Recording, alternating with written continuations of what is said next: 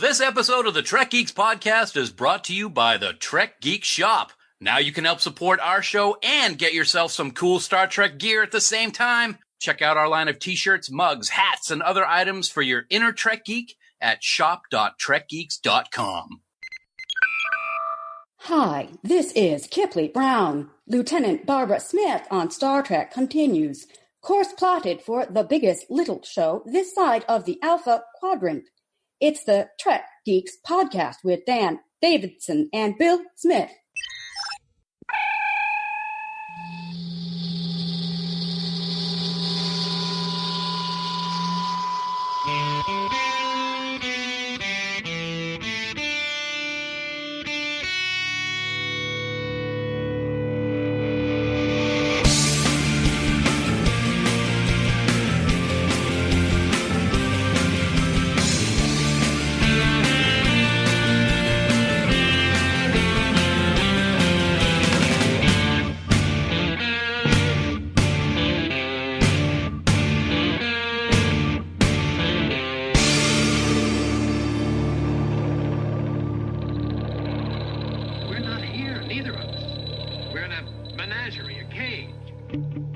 The biggest little show this side of the Alpha Quadrant. Welcome, one and all, to Trek Geeks, a Star Trek podcast. And this is episode number 80. Wow. I'm your co-host, Bill Smith, and, joining me as he always does, this time every single episode. You know, if I were going to create my ultimate crew like we're going to do this week, I probably would have him scrubbing impulse manifolds or maybe even the captain's toilet. He's the very janitorial Dan Davidson. Dan, welcome aboard, buddy. Hi. Hi. I'm trying to think of. I've got a mind blank right now. You know the episode with Ben Finney, and he's in the pod. What is that pod name? The ion pod? Yeah, that's where you would be all the time, and I would have my hand on that eject button all the time, pal. Jettison pod. Jettison pod, yes. Hey, before we get started with anything, thank you for that rousing introduction. I always appreciate it. Happy anniversary, man. Oh, thank you. Yes. This is a big weekend for you and your bride. Hope you had a good weekend. Congratulations on the number of years is... 7. There you go. And I hope you have a lot more. Congratulations. Thank you. If we were a Star Trek series, we'd be canceled now. Wow. Don't go there. That's not even funny. She and I talked about that last night. Oh. No, we had a wonderful dinner last night. You know, we've been just sort of enjoying the day today. Tomorrow is our actual anniversary, so, we'll be working stuff. Yeah. But married for 7, together for 10. So excellent. The best years of my life by far. So thank you. Awesome. Congratulations, man. Thank you. And I'm glad that you're spending some of that anniversary weekend with me. It makes me feel kind of special. Yeah. Yeah. Yeah. Ooh. Dan, there's a whole bunch of people out there that would love to make you feel special by sending you correspondence in the form of email or voicemail. And how might they get those messages to you to make you light up with joy? Wow, that's great. On Twitter, Facebook, and Skype, our handle is Trek Geeks. You can also send us an email at trekgeeks@starfleet.com, or you can call us at 508-784-1701, leave a voicemail, or you can go online to speakpipe.com/trekgeeks and leave us a message there. Also, you can join our official Facebook group, Camp Kittimer. As always, there's great discussion going on there. Some fun pictures were posted today, I gotta say. Some good comments and some good insults thrown in there at Bill, which is always fun on his anniversary weekend. As a bonus for being a member of Camp Kittimer, you will get early access to the Trek Geeks podcast, so there's a plus. To join the group, just go to facebook.com/groups/Camp Kittimer. And, Bill, just remember that any comments or messages used in these places is going to be used in a future episode. Back to you. Wow, were you the guy who did the FedEx commercials in the 80s? A little travel back in time, as it were. Wow. Glad you remember What did you really that. say? I said hi.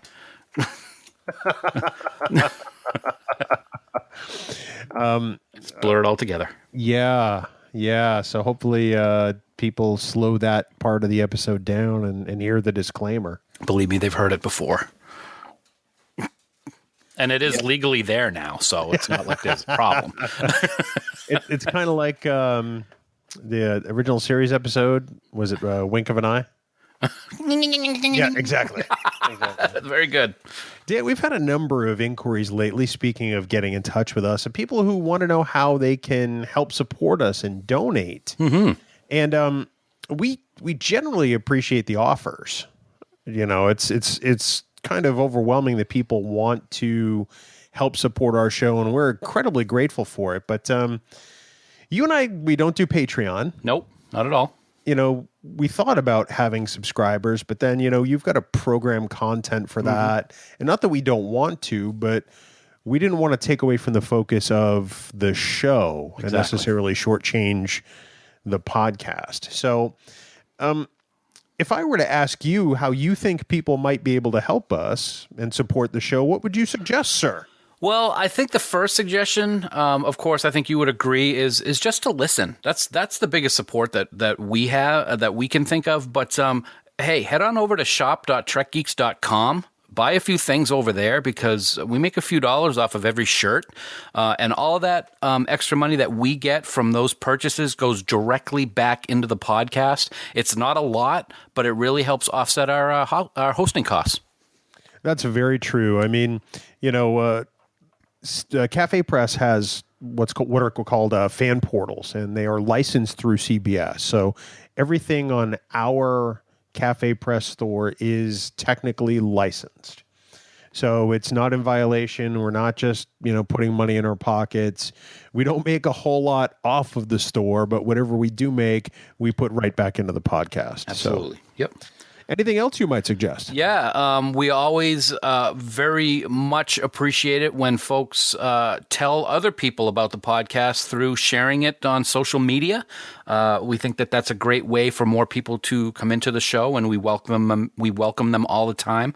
Also, one of the big things that you can do is we've talked about in the past is certainly write a review of the show, whether positive or negative. We don't care. We just want to get the reviews, because the more reviews, the more it gets out there to people. So that's just another way that you can do it. Absolutely. And in fact, next week we'll be announcing last quarter's winner of the $25 Amazon.com gift card. So that'll be pretty cool. I got to get entered into that. Let me jot that down. You can't, buddy. Why? What? Because you're like co-host and executive producer. Whoa. When did that happen?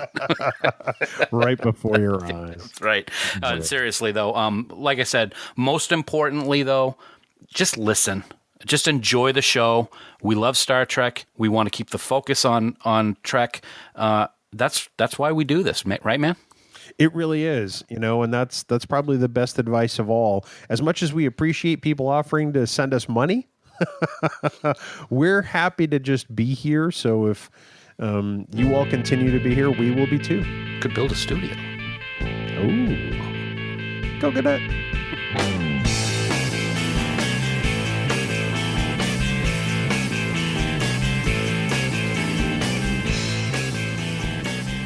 Oh, Dan. Oh, Bill. It's time for the news from TrekNews.net. Spanning the Alpha Quadrant. Looking for the latest in Star Trek news. It's TrekNews.net. Online at TrekNews.net. See how I did that? That was pretty awesome. Thank you. Wow. Dan, looking at the news this week, you and I both got a pretty good chuckle out of this. As you know, last weekend they had Destination Star Trek over in Europe, and they released a photo. Yes. TrekNews.net did a great story on Destination Star Trek Europe, and there was an epic photo that took place, which I think is the most awkward photo in the history of photography. But there was a very interesting picture with, I'm going to run down a list of names, but original series actors William Shatner, Walter Koenig, George Takei, all were sitting on an Enterprise bridge, an original series bridge set. And with them were several Star Trek alumni, including, we had Marina Sirtis, Terry Farrell, Dominic Keating, Armin Shimmerman, Alice Krieg, Chase Masterson, Connor Trenier, Max Gredenchik, Jeffrey Combs, Nicole DeBoer, Casey Biggs, Garrett Wong, Greg Grudenberg, Adam Nimoy, plus Apollo 15 astronaut Al Warden, all standing on the bridge with William Shatner in the captain's chair, and you could not see the smallest hint of a smile on any of the three principal actors' faces in this picture. Shatner looks slightly amused to be there because he's always got that look on his face, but Takei and Koenig look like they're making a hostage tape. It really is something. It's amazing. It could have been such an amazing moment to have all of these alumni spanning all the generations of Star Trek on the bridge for this picture, and it just looks awkward. It looks painfully awkward. And I'll tell you what, the gentleman standing next to William Shatner to what would be our left looks like Jimmy Doohan. It's the astronaut, I believe, Al Warden, but he's got he in the picture, he looks a lot like Jimmy Doohan when he was up there in age before he passed away. I didn't notice that. Yeah, check it out. I will have to do that. Yes. I'm a little stunned. Actually, is that it? May not be Al Warden. That might straight to his left. To his left. To his right. Our left. No, that's Eddie Paskey. Really? Yeah, okay. I'm pretty sure it is. Wow, he looks like Jimmy Doohan in that picture. Okay. Oh, there's the astronaut. He's over there. Sorry, Al. Yeah, Bob O'Reilly is standing to Shatner's left. Yep. Dominic Keating throwing up the live long and prosper. Yeah, very cool. I love how George is wearing a yellow sweater. Yes, and Walter looks like he wants nothing to do with what's going on. Would you? He's probably not going to remember it anyway. How much do you think they had to pay Walter and George to be there with Shatner? I have no idea, but that must have been, you could have cut the tension with a knife, I think, on that. Oh, my God. Very cool, but still cool. Still, yeah, no, very cool. Could you imagine, I'm sorry to interrupt you, could you imagine what that would be for a photo op? If it were creation, it would be bloody expensive. That would be like $1,000. Can you imagine how cool that is for the fans that were at DST Europe, though? Yeah, that is very, very cool. It is really neat. Speaking of really neat, Dan, there's a new and revised Star Trek Encyclopedia, and word on the street is it's pretty awesome. Yeah, this has been in the works for quite a while. I had the original one, which came out, back in 1997, I believe, is when it came out. But Denise and Michael Okuda, of course, they are geniuses behind so much that Star Trek, have decided to come out with a revised and expanded edition. I believe it's 1,098 pages over 2 books. It comes in a beautiful case. TrekNews.net had an amazing review on this just recently. It is scheduled to come out on Tuesday, October 18th. So the day that this podcast drops, it should be available to you. And the reviewer gives it a 100 out of 100 with the following quote: "If you're looking to celebrate the fascinating lore of Star Trek over the last 50 years, look no further than this book. This encyclopedia was obviously compiled by Trekkies, for Trekkies, and the franchise is all the better for it." End quote. So looks pretty awesome. That is incredibly high praise. I've been so on the fence about getting that. Mm-hmm. You know, because, my wife doesn't really let me buy anything after my birthday. Okay. Because people need to be able to get me gifts for Christmas. Right. And if I go out and buy it. Yes, I have that problem as well.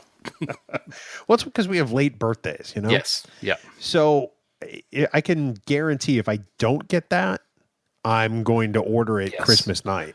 And we're certainly not giving kudos to one retailer over another, but it retails for $150, so it's not cheap. Amazon's got a special right now. It's $88.40. What? So that's not bad at all.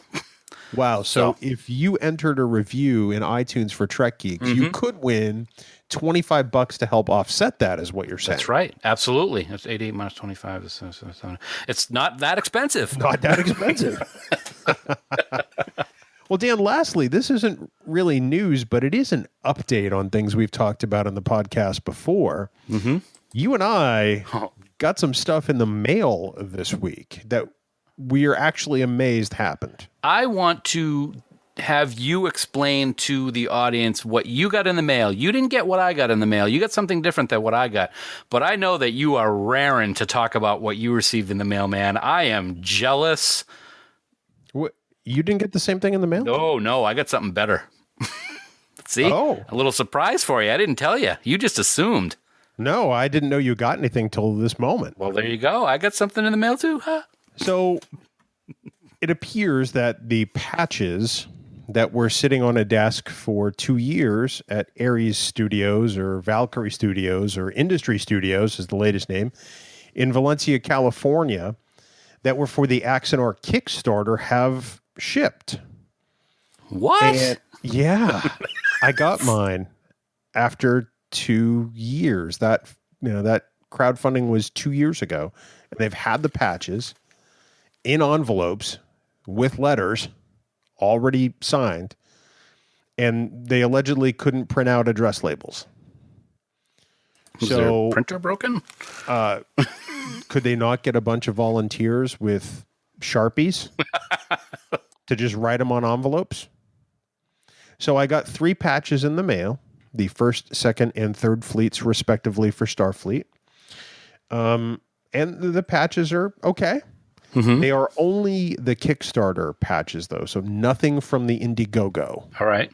There were other patches that are supposed to come with that. Huh. So that's what I got. What did you get? Well, congratulations. I'm sure what are you going to do with those patches, though, before I get into what I got? I haven't decided. I've thought about maybe offering to collect up as many of them as possible and perhaps turn them into, I don't know, a blanket with a message on it to send back to Ares Studios.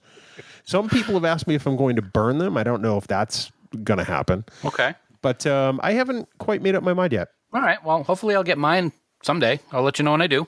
Oh, so but, you didn't get patches. What did you get? I think I got patches.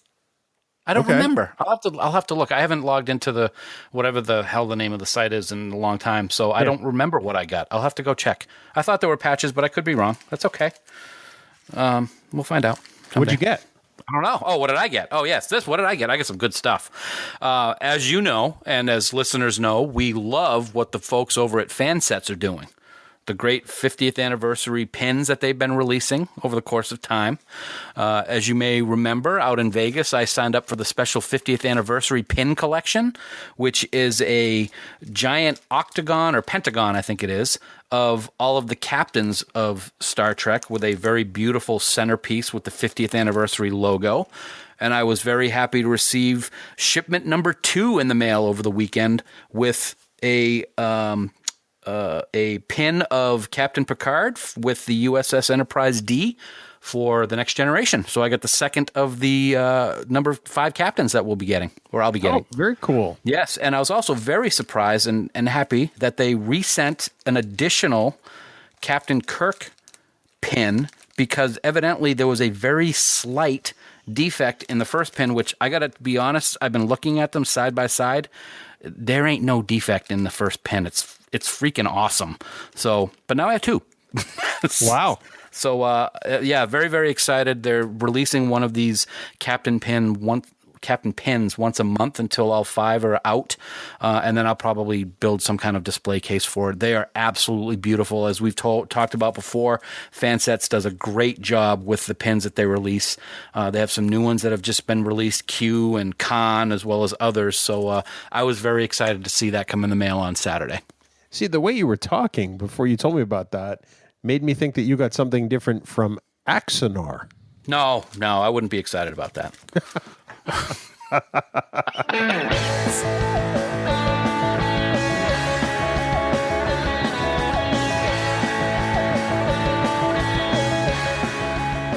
So, Dan, Bill, you and I are fairly big fans of Star Trek timelines. A little bit. Fair statement. Love them. Love the game. You've been playing it a whole lot more than I have. I'm a more casual player, and you're a more, I don't know.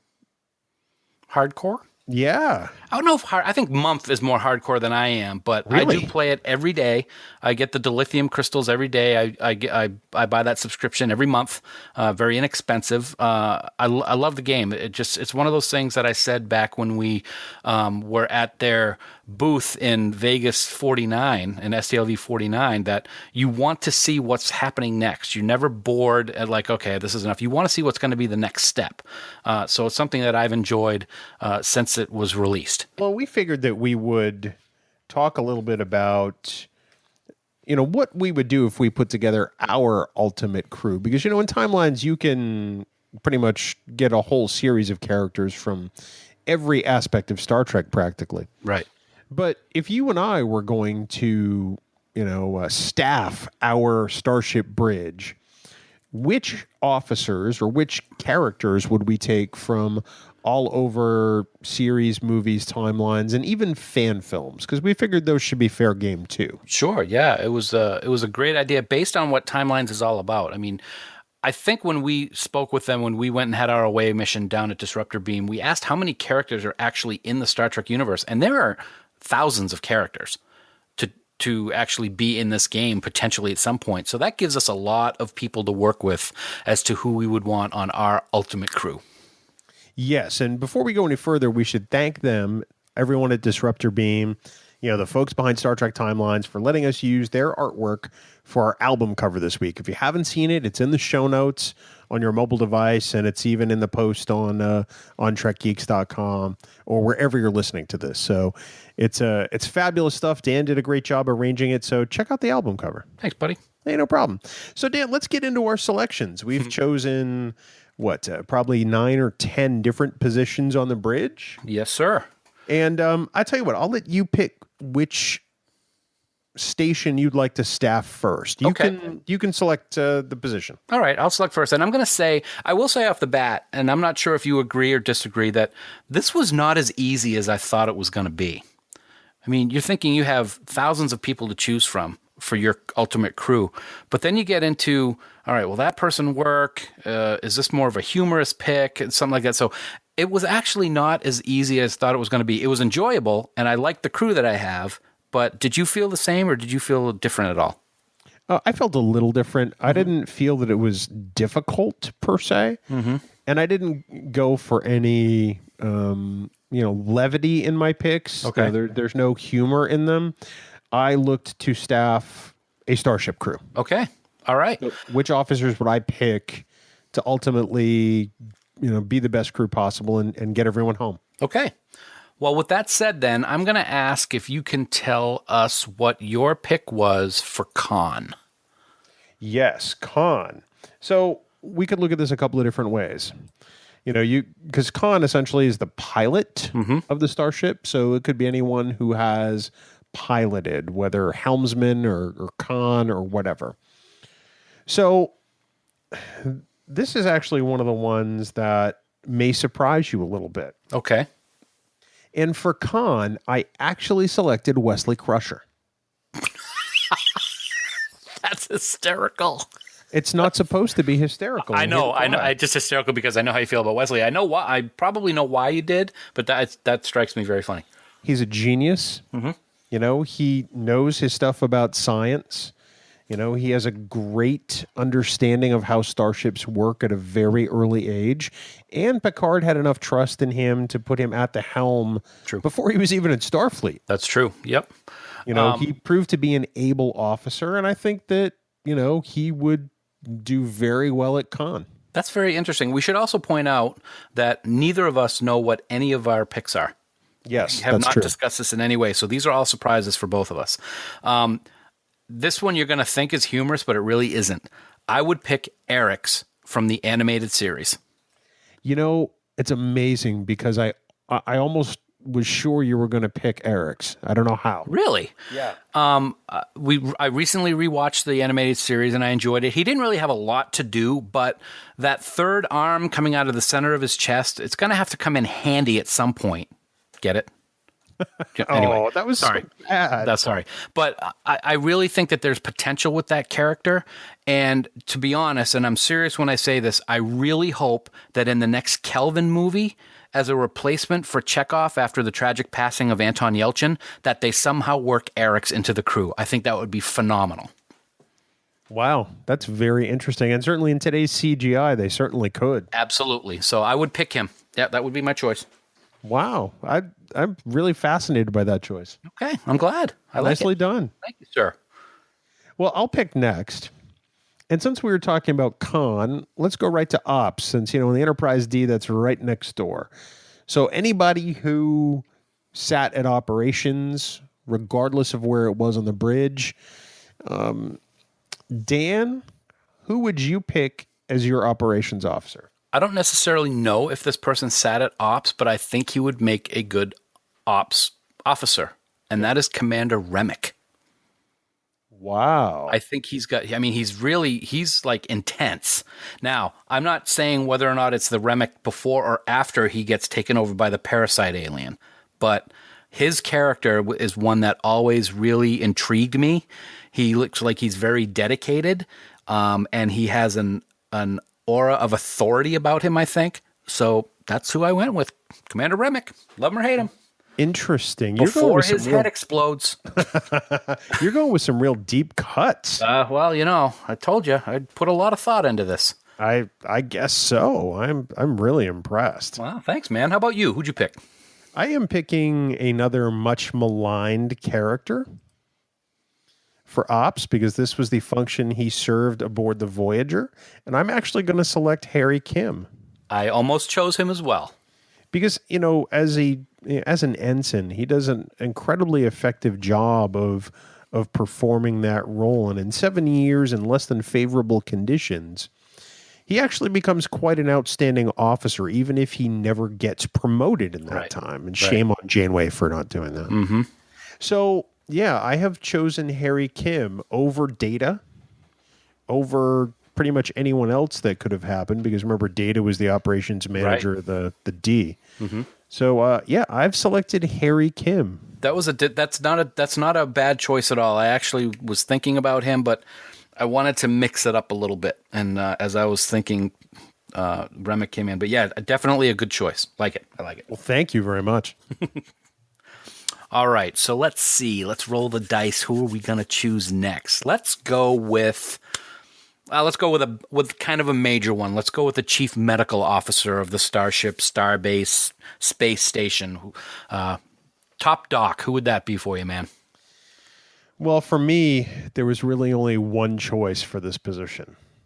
There are a variety of doctors who I think could have been outstanding. Because, Starfleet, or at least the Star Trek series, have never had bad doctors. Mm-hmm. Agreed. So I'll tell you why I ruled out some other ones. Okay. I ruled out Pulaski. No Partly explanation needed. Well, I'm not the biggest Pulaski fan, and honestly, I thought she was too much like McCoy when they wrote her character. She was irascible. She didn't like the transporter. Although I love Diana Muldaur, I wasn't a big fan of Pulaski. I don't hate the character, but I also did not select Beverly Crusher. Okay, because as much as Beverly Crusher is a decent doctor, I don't think that character necessarily fit well in Next Generation at any point. I don't think they wrote her correctly all the time, if that makes sense. Yeah, it makes perfect sense. So I decided then to go with the doctor I thought had perhaps the best ability and the best ability to adapt. And as a result, I chose Julian Bashir. Very interesting. Huh. I could have chosen the doctor, but I just he is an amalgam of the experiences of other doctors. Okay. And Julian is a human and a genetically engineered one at that. And if anybody could compete with the doctor on that level, it could probably be Julian. Mm-hmm. Plus, Julian doesn't need a hollow emitter to get off the ship. Nice. Okay. Interesting. I didn't hear any talk of McCoy in that explanation. Yeah, and I love Bones, don't get me wrong. Mm-hmm. But I thought that Julian added a quality that Bones didn't necessarily have. In the original series, Bones was pretty much whatever they wanted him to be. Right. And Julian started off young and earnest and evolved into a doctor with some really amazing abilities as a Starfleet officer and at times as a soldier. Mm-hmm. And I thought that could serve him well. And I thought that it made him slightly better suited for the crew I would want to put together than Bones. Excellent. Okay, I can go for that. Okay. Before I give my answer, I'll do this kind of the same thing that you did. I gave a lot of thought to Phlox. I think Phlox is a great character. John does an unbelievable job bringing that character to life, and I always loved what he gave on Enterprise. I decided not to go with him, and my wife actually said that she would have chosen the Doctor from Voyager. But I couldn't go with that one either. And part of the reason was he has all of the knowledge of all of the history of the Federation medically, but he's a hologram. And what you said actually is a serious note, is you have to have something to allow him to get out of sickbay. And there's too many opportunities where that might not be available. Maybe in the future they'll design something different, but who knows? So I actually went with a familiar name. I also went with Dr. Julian Bashir. Wow. Yeah, his young age and his zest for living, especially in the early seasons of Deep Space Nine. I think he's a perfect fit for being a chief medical officer, and his genetic engineering, even though it was illegally obtained, is a tremendous benefit for someone who's going to be the chief medical officer. So it was not all that difficult for me to be very happy with that choice of Bashir. Interesting. Yeah. Yep. I think he's great. I love it. Hey, it's a great pick, obviously, because I made the same one. Right. And you made it first, so yours is better. Let's go off on a tangent here. Okay. So out of the blue, who would you select for transporter chief, even though that's not one of the ones we're talking about? Robin Leffler. Really? Yeah. I would select Commander Call. Really? Okay. Well, we both had answers right off the bat for that one. I know, right? Yeah.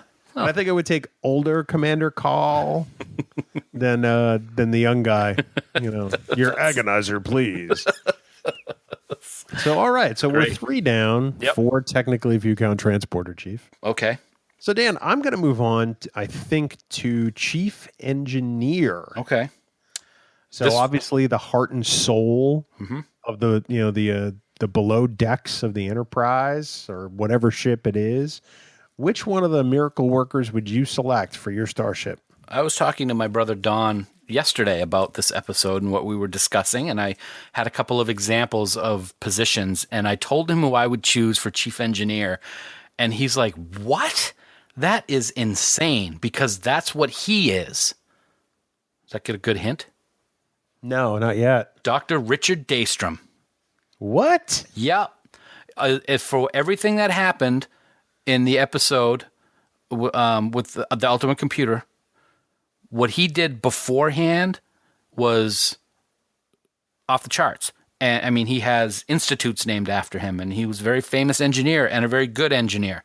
And I figured I wanted to mix it up. This is one of those ones where I didn't want to go with the most, normal answer. I wanted to mix it in a little bit. So as nutty as he is in that episode, you are great, I am great. I love the guy. I thought the guy was a great character in that episode, and he's my chief engineer. Wow. Sticking with it. That's I'm stunned by this pick. In a bad way? I don't know. Because I mean, you've, with the exception of Julian, you've gone for 3 really deep cuts. Yeah. And this one is, kind of out there. I mean, I see where, logically it makes sense. Mm-hmm. But it's like you said, he's crazy. Yes, but that's at the end of his career. All the things that he did before that episode, he was like what everybody looked up to in the engineering field. And you got to be a pretty good engineer to have an institute referenced many, many times in Star Trek history. He has to be pretty good at what he does. So I want the best. So, if he loses a few Fruit Loops out of his cereal bowl at the end of his career, I'm willing to put up with that. A few Fruit Loops. Okay, then. Yes. I can't wait to hear yours. This is going to be boring. By comparison, yeah. This is actually one of the ones I had the toughest time with. And I'll tell you some of the people I considered before I actually settled on my choice. So at first, I considered Zephram Cochrane. That's a very good pick, actually. Yeah, but then I said to myself, he's a bit of a drunk. And we don't know how much he actually engineered. He just made the flight. Lily did all the scraping together of the materials. That's true. So, Absolutely right. So then I said to myself, well, how about Reg Barkley? Because by the time we see him later on in Voyager, he's made a lot of progress. And then I say to myself, no, he's still not ready to be chief engineer material. He's got a lot of things to work through, and he's going through those with Troy.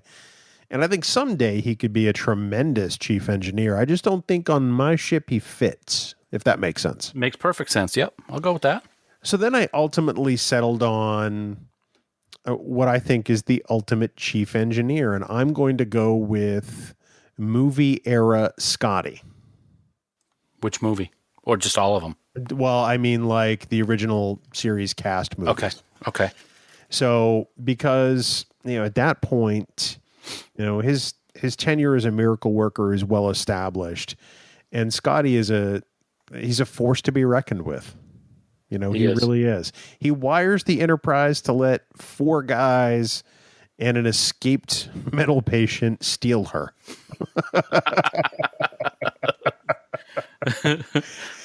But for all the reasons we know and love Scotty, and maybe watching Relics again made me think about him a little more. But I think that, Scotty is as timeless as this bridge crew is, and I think he's the perfect choice. As long as it's not the Star Trek V Scotty who can't remember that there's a bulkhead right at his forehead and walking into it. I know this ship like the back of my hand.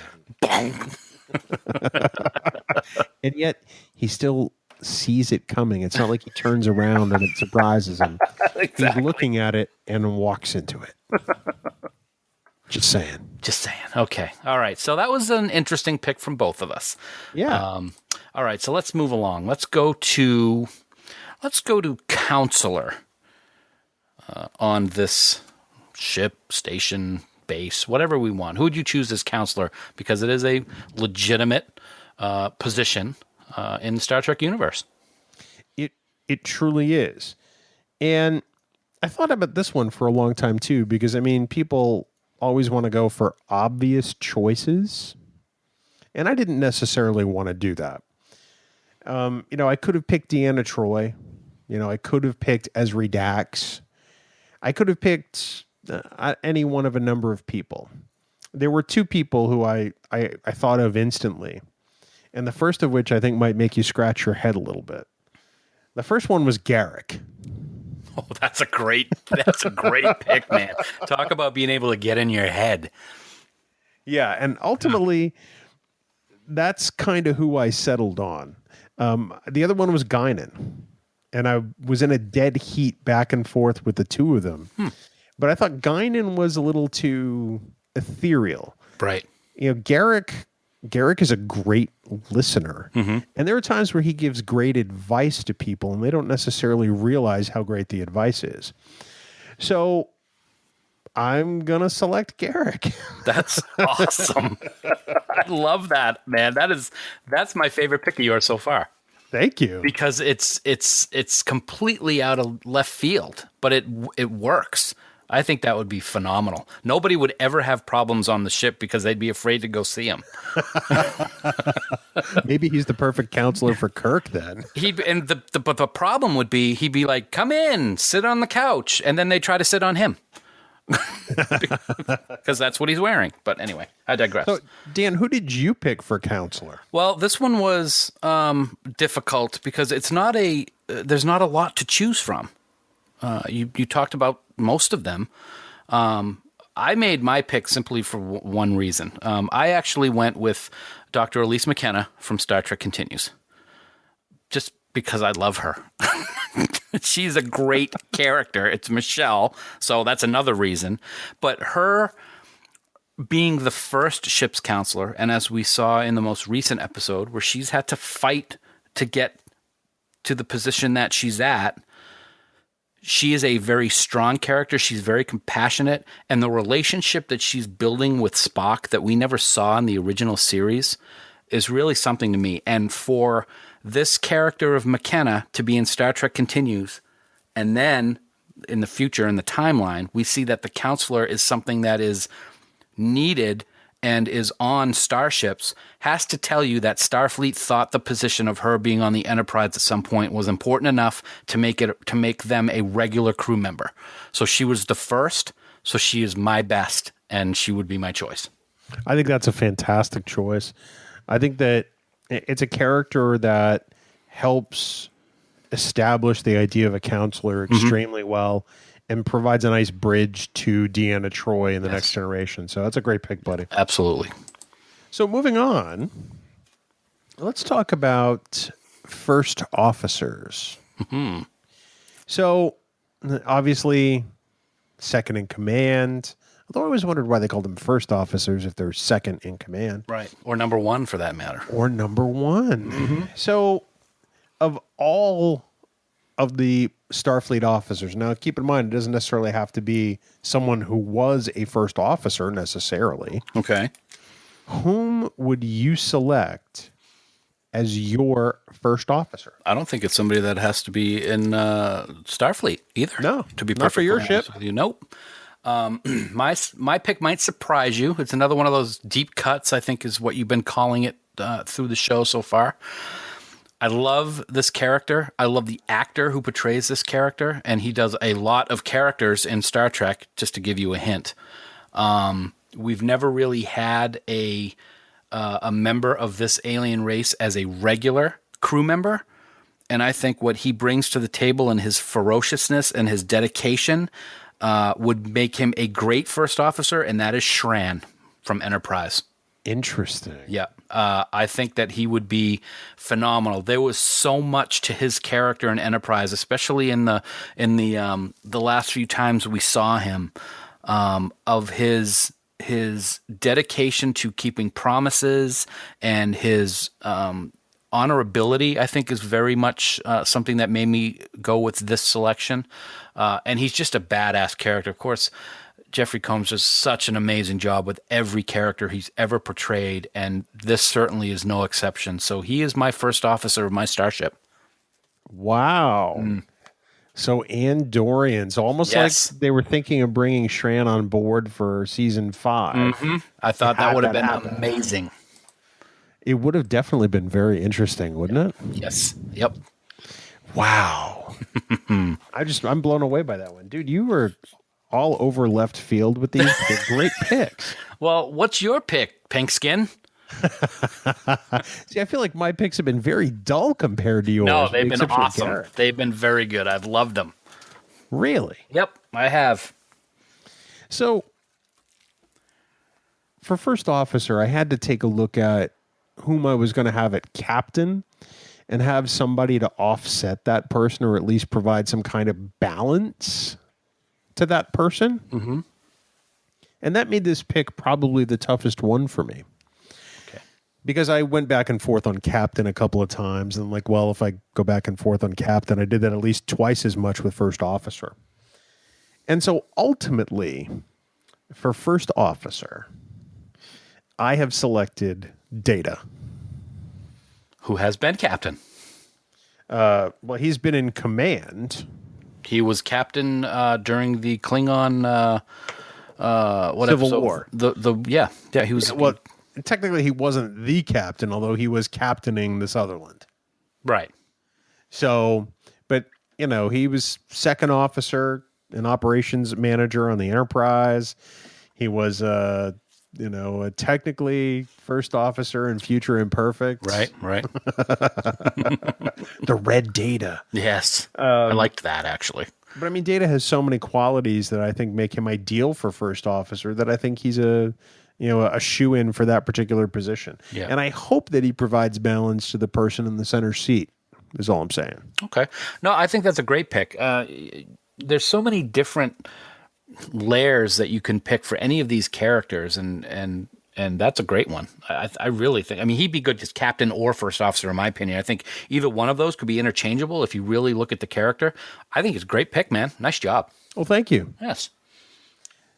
Whose pick is it? I think it's mine, isn't it? Yes. I think it is. It's your pick. All right. Well, we're going to save the probably the two biggest ones for last. So let's go to tactical or security officer. On your starship. This is going to be an interesting. I'm really looking forward to see who you would pick for this one. Well, this is one that I think there's a lot of really good candidates that aren't necessarily Starfleet. Mm-hmm. Because as you look at my list, I picked a lot of humans. Yep. And so far, I've got an android and a Cardassian. So when I was looking at that, I said, well, I don't necessarily want to go human with this pick. And there are plenty of aliens I think would make suitable tactical or security officers. And I leaned more on the tactical side of things. So I wanted somebody with some experience, in combat or in close quarters. Mm-hmm. And as a result, I selected Martok. Oh, nice. One eye or two eye? Doesn't matter. Well, two eye is a little more angry. I'm sorry, one eye is a little more angry, so maybe two-eyed Martok. Okay, all right. But one-eyed Martok is also a lot easier to deal with. That's true. So we'll just say Martok. How's that? That sounds good. And as you know, he's probably my all-time favorite Klingon. I do. JG plays him so perfectly. I love the voice. I love the character. I just could see him lighten up those photon torpedoes when he's ready to fire them off. Well, and also he's a little more mature than Worf is. Yes. Yep. Worf is still learning a great deal, even when he's at Deep Space Nine. Mm-hmm. And certainly he becomes a much more rounded officer on DS9. Okay. I still think that he's still learning a lot, and I want somebody who has been there. I want somebody who's made tougher choices. Okay. And so that's why I went Martok. Nice. My pick, I can see you just having a complete question mark on your face when I tell you who I picked. But I picked him for reasons that are hard to explain, so I'll do my best. Okay. I wanted somebody shrewd. I wanted someone not afraid to bend the rules. And I'm thinking more of security officer at this point. I wanted somebody who was not afraid to do what it takes to protect the ship and crew at all costs. And I wanted somebody who was devious. I think I said devious. Did I say that already? I don't remember. I went with Luther Sloan. Wow. Section 31 knowledge, the ability to have his hands to be able to get stuff that you might not be able to get somewhere else. And I'm taking the Section 31 into this decision as well. I think it would be an interesting position, or an interesting person to be in that position. I'm not talking traitorous in any way, just the character and what he has access to and how he looks at protecting the Federation is what made that choice easy for me. So let's review some of your picks so far. You've got two really big jerks, Remick and Sloan. Wow. You've got a mental patient, Daystrom, and you've got an alien of dubious character in Shran. Wow. Dubious character, sir? Yeah. Oh, wow. Because Shran's about himself. Mm-hmm. Right? I'm not even talking to you anymore. And I've got two of the most annoying characters in Star Trek to some people. So if I've got two jerks in my crew, I guess that makes Bill Smith my captain. I've always wanted to captain a starship. Thank you. Oh, I jumped ahead of myself. I'm sorry. Yeah. And sorry, we like Jeopardy. We have to go with your first answer. Oh, great. Thanks.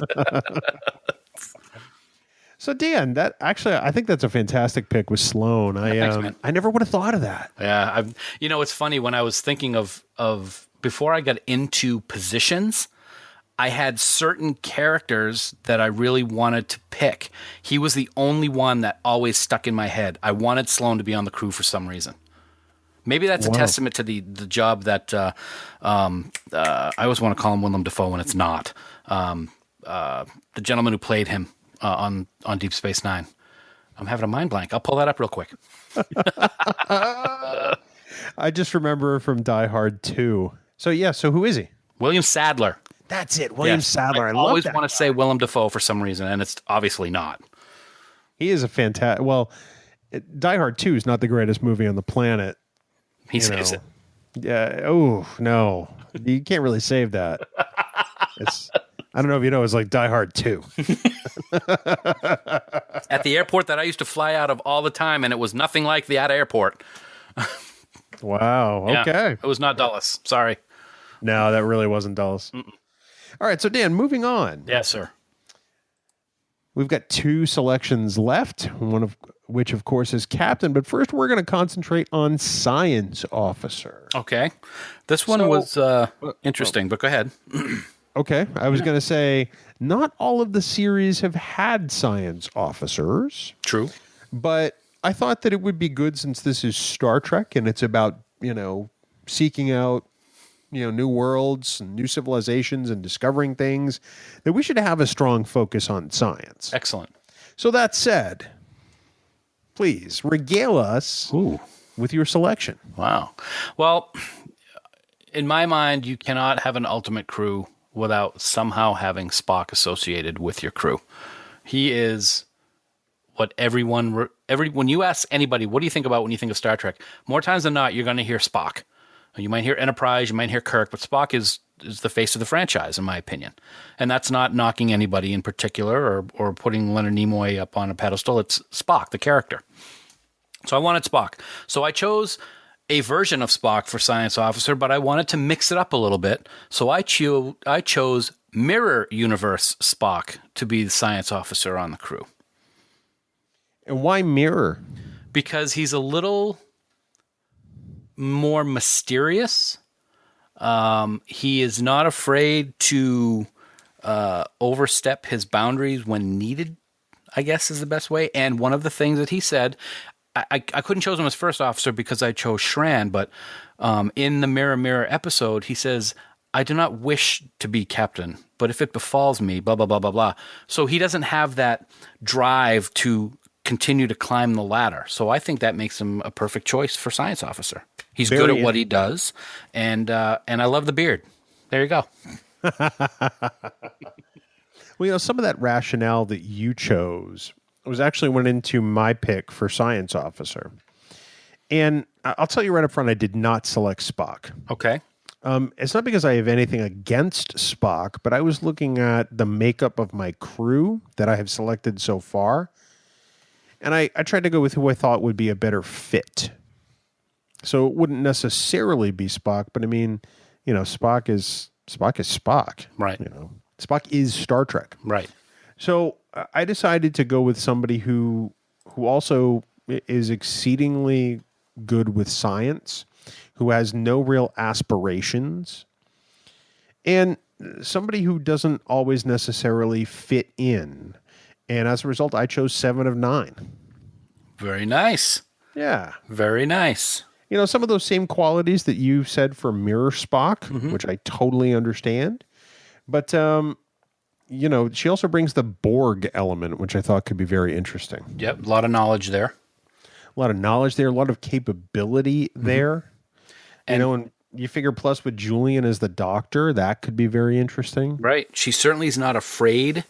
She doesn't really have a fear factor to her, which I think, as a science officer might help. I don't know. Would that be more first officer? I don't know. But I think that's a great choice.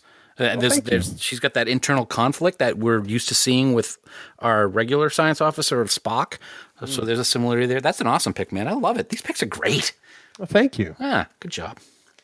So that leaves 1 slot left, buddy. Wow, we're at the pinnacle, the top dog, the head cheese. Head cheese? Anyway. Let's hope it doesn't come to that. Yeah, really. All right, man, this is the big one. Who would you choose as your captain of your starship?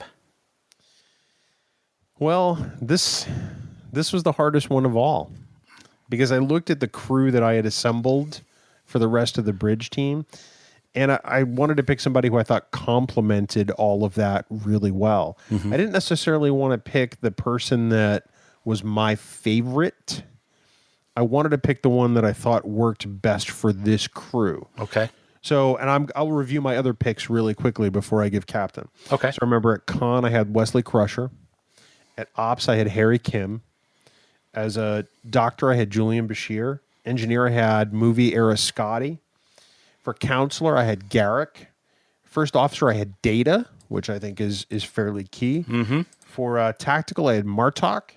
And for science, I had 7 of 9. So looking at all of those different characters, for my captain, I chose Jonathan Archer. Excellent. I know somebody who's going to be very happy with that choice. Who? That would be Norman. Ah, yes. Norm will be happy with that choice. Very happy with that. But, looking at the cast of characters I've assembled, Data is a great complement to Archer. Mm-hmm. Because, Archer still has a lot of emotion in his decision making, and Data has none of that. Whereas Data is also very able and can give Archer to Paul-like advice at times, I think. Okay. So that was kind of my mindset. That's a great pick. I love that pick. I actually did think of Archer, but I didn't go with Archer. I'll review mine as well, like you did, just so we have the list. For first officer, I chose Shran. Science officer was Mirror Universe Spock. Chief medical officer was Dr. Bashir. Chief engineer was Dr. Richard Daystrom. At Con, I had Eric's from the animated series. Operations officer was Commander Remick. Luther Sloan heads up tactical and security, and Dr. McKenna from Star Trek Continues is the ship's counselor. So this was the hardest choice for me as well. I chose Morn. No, I'm just kidding.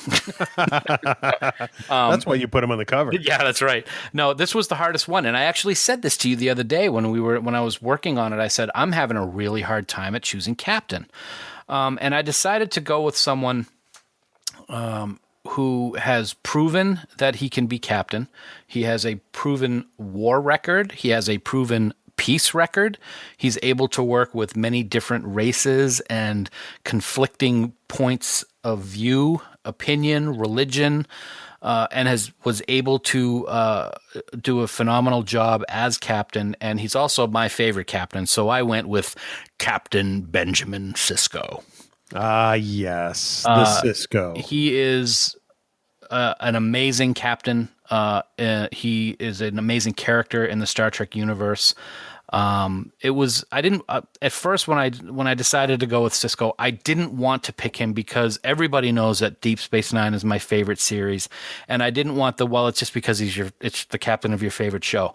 His character is so intense and deep and passionate.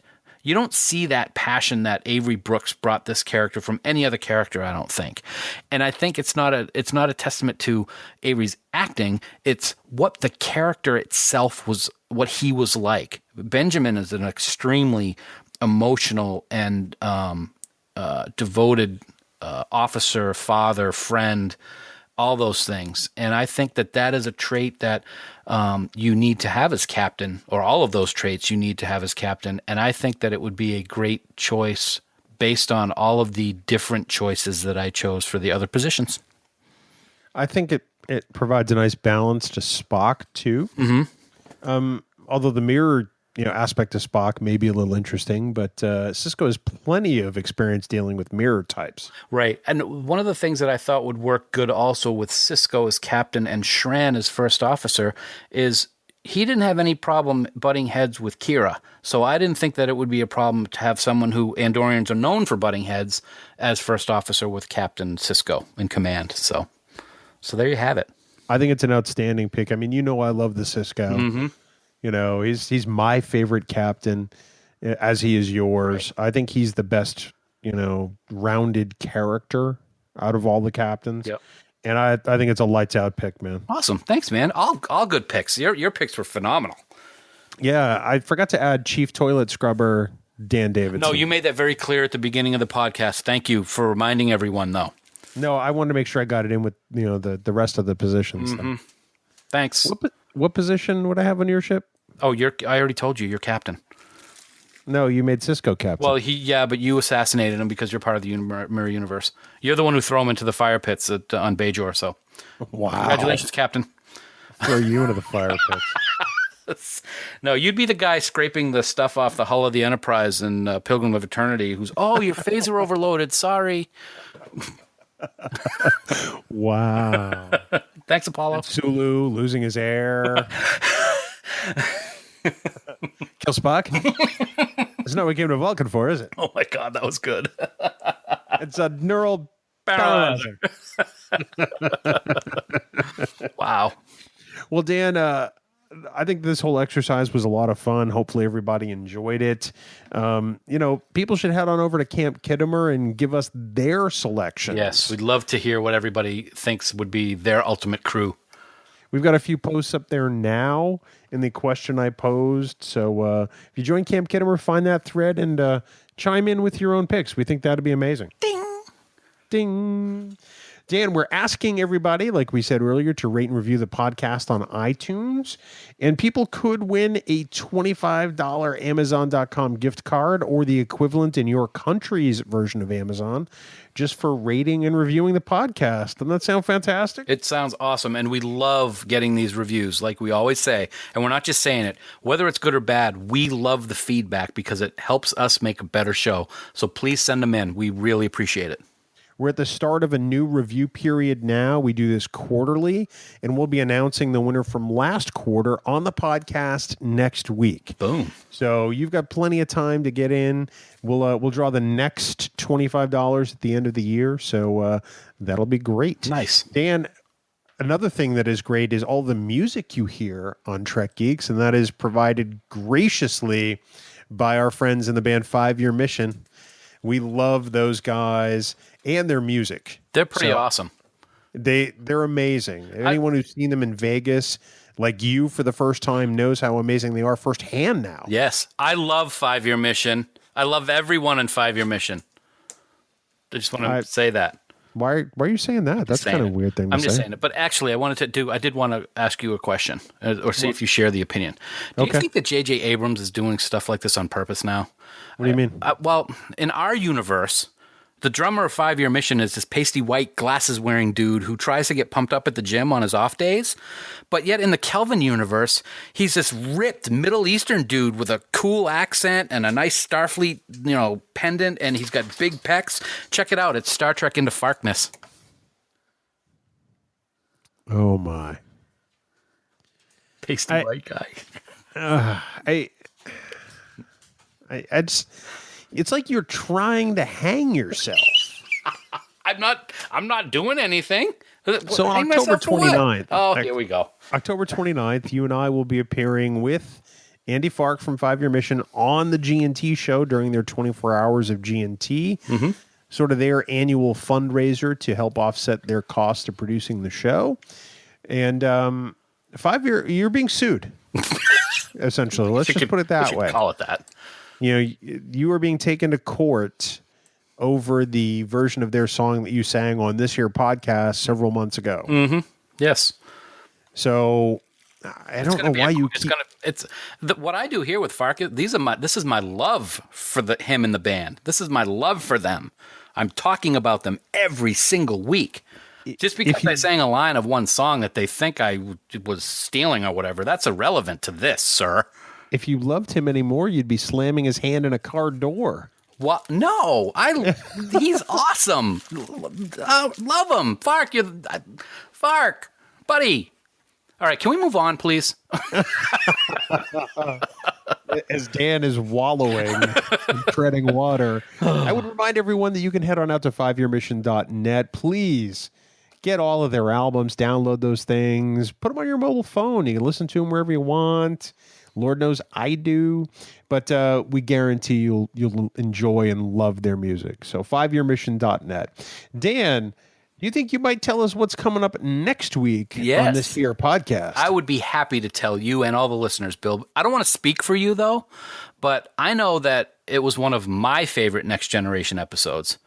And coincidentally, it was also the episode that was taking place for the final episode of Enterprise. Does that make sense? Yes. But yeah, next week we're going to deep dive into the Next Generation episode, The Pegasus. And how can you not be excited for that? Because any episode with John Locke from Lost has to be awesome, right?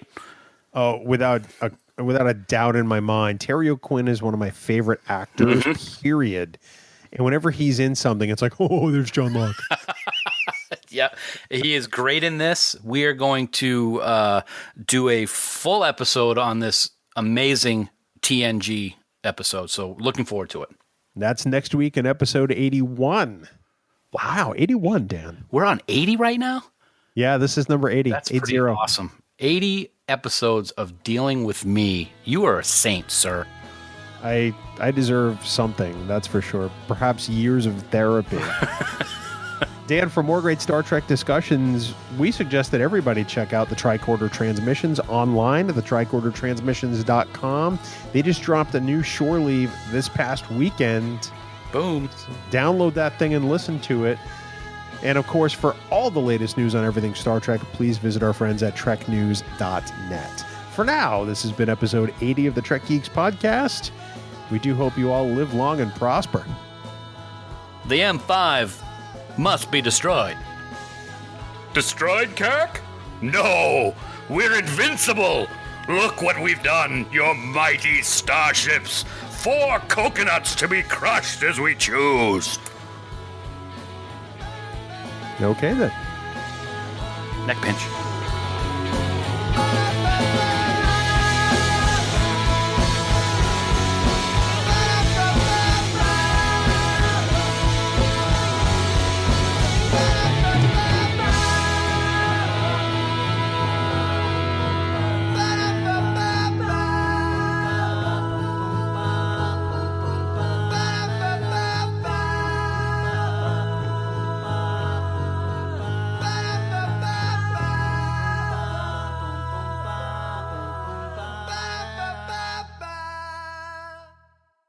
Bing bong. Hi. Hi. What's up? You ready to do this? Let's go. Wow, Mr. Business. We have a schedule to keep on, sir. Come on. This is the first time you've been this business-like That's with because this you were podcast very ever. mean to me this week, and I'm not appreciative of your follies. I'm sorry. When was I mean to you? We don't. This is only a 7-minute outtake, so I can't even begin to start. 7? I don't know. Whatever. You're the ultimate. You're the ultimate crew. You're the executive producer. It's however long you want it to be. I'm just here for the ride.